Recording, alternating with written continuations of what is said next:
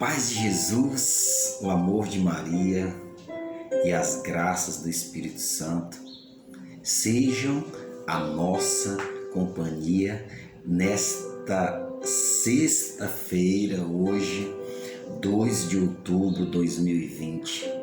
Nós estamos num mês dedicado à missão. Evangelizar com a própria vida é preciso, porque enquanto palavras convencem, testemunho arrasta. Então, viva para ser testemunho da palavra do Evangelho de Cristo. Que alegria poder estarmos juntos em mais uma manhã na reflexão do Evangelho do dia. Meu irmão, minha irmã, o Evangelho hoje está no livro de Mateus, capítulo 18, versículo do 1 ao 5 e depois o versículo 10. Hoje, os discípulos, conversando entre si, eles discutem quem é o maior entre eles. Você já parou para pensar que entre todos os grupos aonde há pessoas, sempre há competição? Existe a competição sadia, mas a competição que prejudica o outro, a competição que pisa no outro, a competição que para você ser o vencedor, você tem que pisar por cima do outro, essa não agrada o coração de Deus.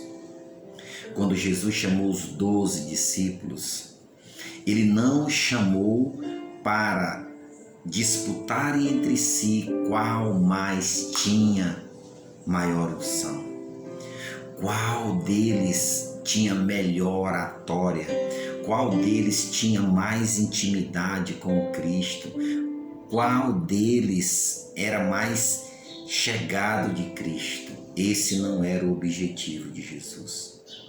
O objetivo de Jesus era que estes homens vivessem um amor sobrenatural. E o próprio amor que conviveu com eles ali, mais ou menos 3 anos.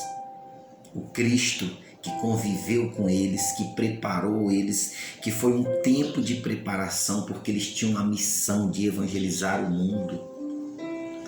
E muitas coisinhas que surgiam durante essa preparação deixava Cristo preocupado e às vezes muito chateado com a atitude dos discípulos.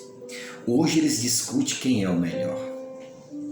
E é importantíssimo nós, enquanto cristãos que aqui estamos, na filosofia do Evangelho do Cristo Jesus, não existe o maior, não existe o melhor, porque o próprio Cristo vai dizer que aquele que quer ser grande, que seja pequeno. Ele vai dizer que aquele que quer ser servido, paparicado, aplaudido, que seja o servo de todos. Olha o que diz a palavra. Então, esse sentimento de grandeza, no sentido ser melhor, humilhar o outro, querer tudo para si, não é do agrado do coração do Mestre. A humildade é a maior arma contra Satanás. Repito, a humildade é a maior arma contra Satanás. Um coração soberbo, um coração arrogante, um coração prepotente, é um coração que habita o mal e não o bem. Por isso, todas as vezes que nos deixamos ser envolvidos por esse sentimento de dizer, eu preciso ser melhor do que aquela pessoa, eu tenho que mostrar para ela que ela é pior do que a mim, ela tem que me respeitar porque eu sou mais especial do que ela, eu tenho mais unção do que ela, eu Quando eu prego, as pessoas são curadas, são tocadas. Quando eu canto, as pessoas se arrepiam, as pessoas ficam arrepiadas, é isso. Quando eu canto, as pessoas choram. Então ele tem que me respeitar porque ele não tem o que eu tenho.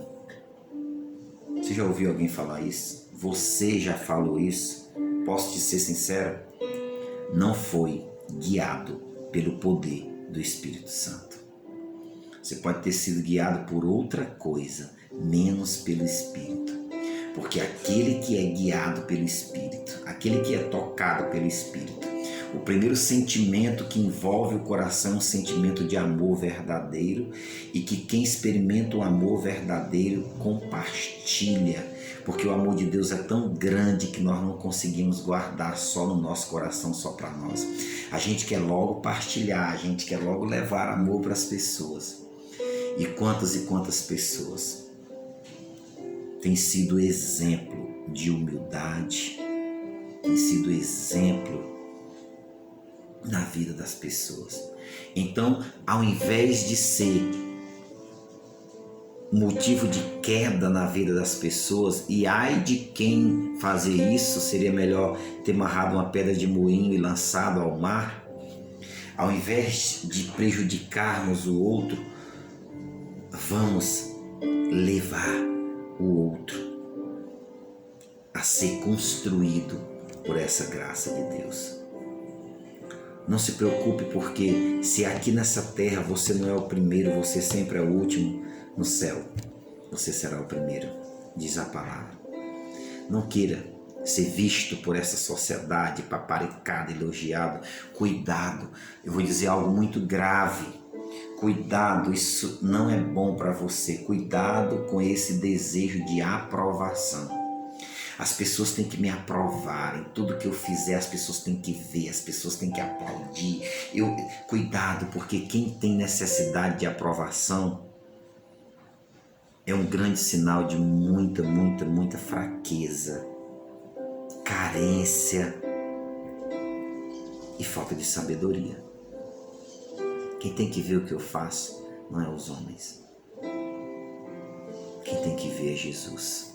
E quando Jesus vê o que eu faço,